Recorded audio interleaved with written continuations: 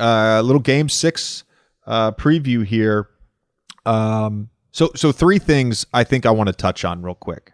And I'll get your thoughts on Wiggins in a second because that's the second thing. But I know in our last YouTube live with Tyrese Halliburton, we made a big deal about Boston not switching up the drop coverage on Steph Curry pick and rolls. And you have to give Ime Udoka credit. I would have panicked. I would have started blitzing at times. I would have switched more. For the most part in Game 5, they ran drop coverage. They were more physical on Steph on the ball. The big was slightly higher, but there's still space there. Towards the end of the game, they trap some, they hedge some. The statistics have normalized on this, Tommy. Through 3 games, they were scoring over 1.4 points per possession on Steph Curry pick and rolls and drop coverage. Over the last 2 games, games 4 and 5, they're basically at half that. And so you have to credit Ime Udoka and his staff for sticking with that. Why do they stick with that? We talked about this with Tyrese. They don't want to give up points in the paint. They don't want those 4-on-3 situations. That was the difference, besides the turnovers, which we'll get to in a second. That was the difference in Game 5, was the points in the paint. The Warriors had been averaging 32.5 points in the paint prior to Game 5. They got 50 of them. In Game 5. And so far in this series, whoever gets the most points in the paint, we can talk about 3-point shooting, we can talk about turnovers. Whoever gets the most points in the paint, that team is 5-0. Tommy, who do you think led the charge for the Warriors in points in the paint? If you had to guess one player, who was the guy? Our guy Wiggins. Our guy. There you go. I mean, that's it. Well, I was gonna ask you about Steph in particular. There's a lot of focus on his shooting. It's not a normal occurrence for him, but his playmaking was pretty good otherwise. And he was doing it always is. It's Steph Curry, but I don't think it necessarily got as much attention because of the shooting. Do you think that would attribute some of this advantage in the points in the paint? Steph is a star. And by star, I mean literally a star like our sun that has gravitational pull, which requires other planets to orbit around him. And so everything the Warriors do orbits around Steph. Everything that an opposing defense does orbits around the Steph Curry game plan. And that's, again, why they want to stay in this 2v2 drop coverage in pick and rolls. But I thought off the ball, he was great. He missed shots. I talked about this today with Stephen A. on First Take. Some of it was good defense, and some of it is Steph takes and makes ridiculous shots. That's what he does. That's who he is. He's a human being. Yes. And so he, every 3 years, I guess, he's due for one of these games. I was impressed by his playmaking. I don't make much of the fact that he was 0 for 9. He's got irrational confidence. He lives in a different, plane of existence than 99% of the people. I would expect him to be the greatest shooter on earth in Game 6. I don't think that's necessarily going to change anything based on how they cover him. But on the Wiggins point, there's so much data here that backs up just how good he's been. And I talked about the points in the paint. He was 10 for 13 in the paint during Game 5. But the defense to me, again, his individual defense on Tatum, on Brown at times, it's been spectacular. It really has. You could tell in the first quarter his activity was crazy across the board. Rebounding. And the last 2 games, he's been the best, probably, would you say the best rebounder on either team? In terms of just going up and getting it or tap outs and everything like that. It does feel, do you feel like the Celtics have not a counter for him, but how can they slow him down right now? Because it feels like this is a team that is very tough to beat when he's playing like this, when you think about all of the other considerations about stopping the Warriors that we've talked about already.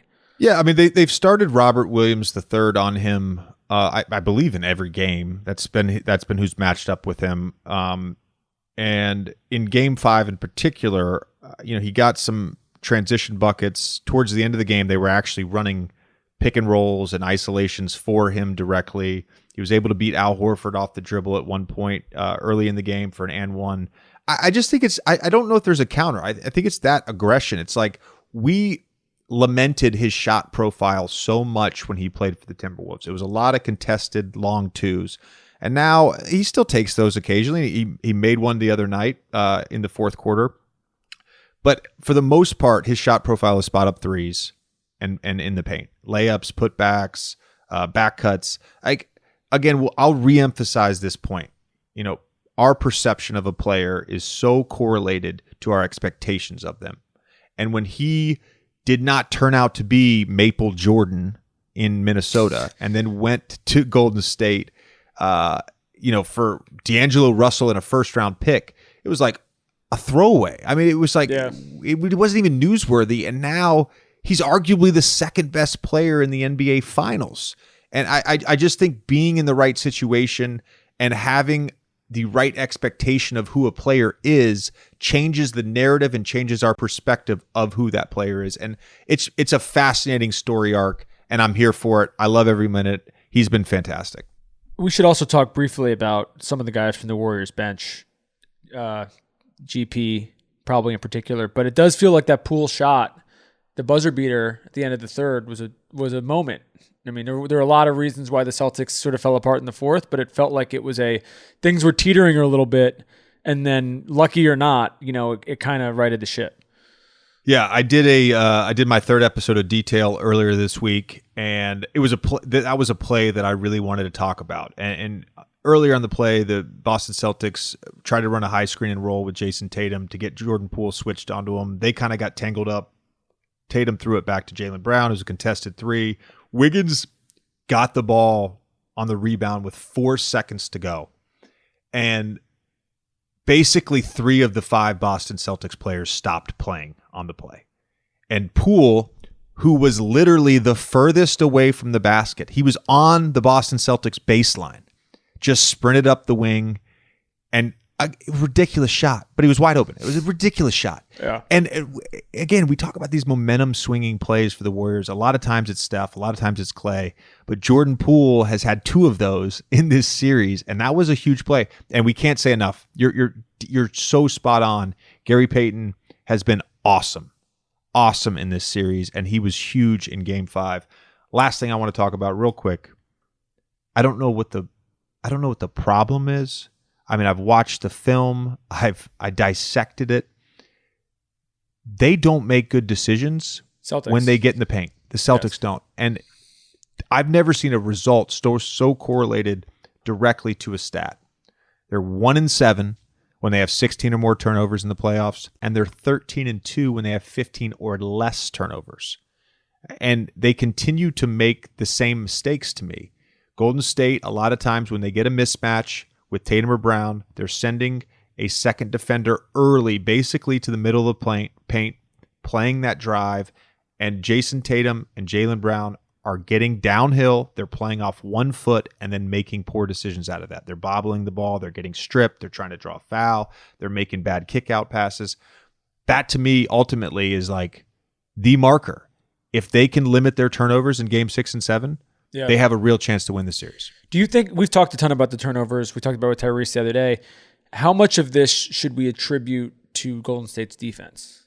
A ton of it. First of all, let's acknowledge Andrew Wiggins is a great defender. Gary Payton is a great defender. Draymond Green is a great defender. Klay's been solid. Otto Porter Jr. has been solid. Steph has been solid. So they're trying to hunt certain matchups, but because they have this game plan where they're always in a help position and they're always coming early. You look at any Jayson Tatum, Jaylen Brown ISO at the top of the key or on the side, they're bringing over the low guy early, and they're still driving into him. Sometimes we just need a simple swing pass. Draymond talked about it. Sometimes we just need a simple swing pass to shift the defense. I thought they did that beautifully in the fourth quarter of Game 1. What was the result?